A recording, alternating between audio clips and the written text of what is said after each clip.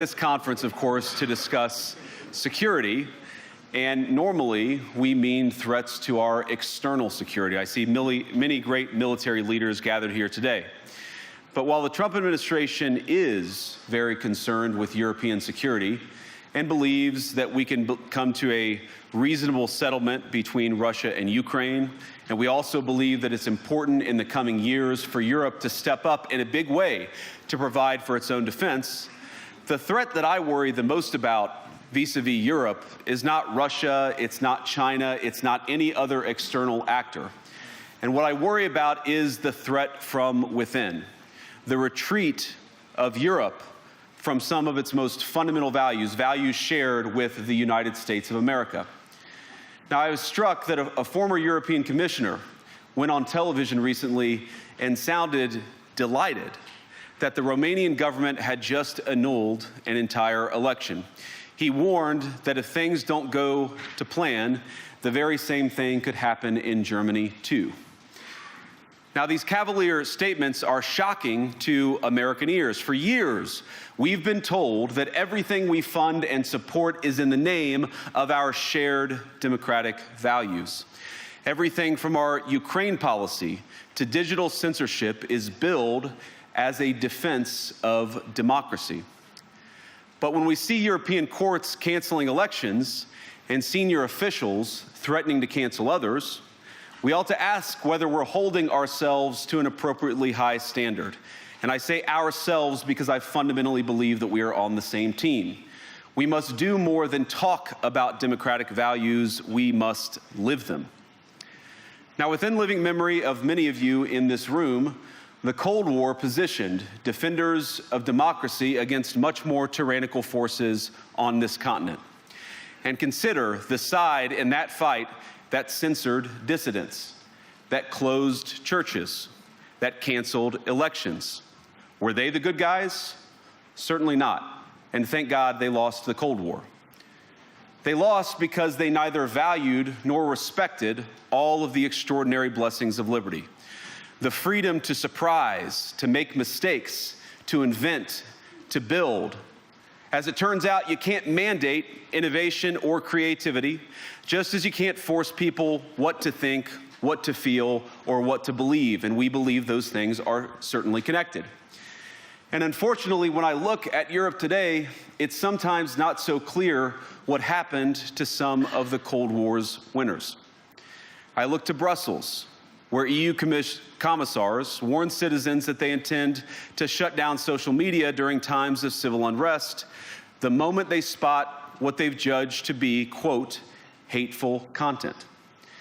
Or to this very country, where police have carried out raids against citizens suspected of posting anti-feminist comments online as part of, quote, combating misogyny on the internet, a day of action. I look to Sweden, where 2 weeks ago the government convicted a Christian activist for participating in Koran burnings that resulted in his friend's murder. And as the judge in his case chillingly noted, Sweden's laws to supposedly protect free expression do not, in fact, grant, and I'm quoting, a free pass to do or say anything without risking offending the group that holds that belief. And perhaps most concerningly, I look to our very dear friends, the United Kingdom, where the backslide away from conscience rights has placed the basic liberties of religious Britons in particular in the crosshairs. A little over 2 years ago, the British government charged Adam Smith Connor, a 51-year-old physiotherapist and an Army veteran, with the heinous crime of standing 50 meters from an abortion clinic and silently praying for 3 minutes. Not obstructing anyone, not interacting with anyone, just silently praying on his own. And after British law enforcement spotted him and demanded to know what he was praying for, Adam replied simply, it was on behalf of the unborn son he and his former girlfriend had aborted years before. Now, the officers were not moved. Adam was found guilty of breaking the government's new buffer zones law, which criminalizes silent prayer and other actions that could influence a person's decision within 200 meters of an abortion facility. He was sentenced to pay thousands of pounds in legal costs to the prosecution. Now, I wish I could say that this was a fluke, a one-off crazy example of a badly written law being enacted against a single person. But no, this last October, just a few months ago, the Scottish government began distributing letters to citizens whose houses lay within so-called safe access zones, warning them that even private prayer within their own homes may amount to breaking the law.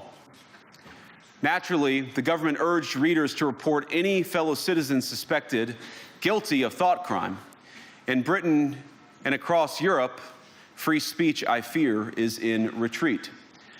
And in the interest of comedy, my friends, but also in the interest of truth, I will admit that sometimes the loudest voices for censorship have come not from within Europe, but from within my own country, where the prior administration threatened and bullied social media companies to censor so-called misinformation. Misinformation like, for example, the idea that coronavirus had likely leaked from a laboratory in China. Our own government encouraged private companies to silence people who dared to utter what turned out to be an obvious truth. So I come here today not just with an observation, but with an offer. And just as the Biden administration seemed desperate to silence people for speaking their minds, so the Trump administration will do precisely the opposite, and I hope that we can work together on that. In Washington, there is a new sheriff in town, and under Donald Trump's leadership, we may disagree with your views, but we will fight to defend your right to offer it in the public square, agree or disagree.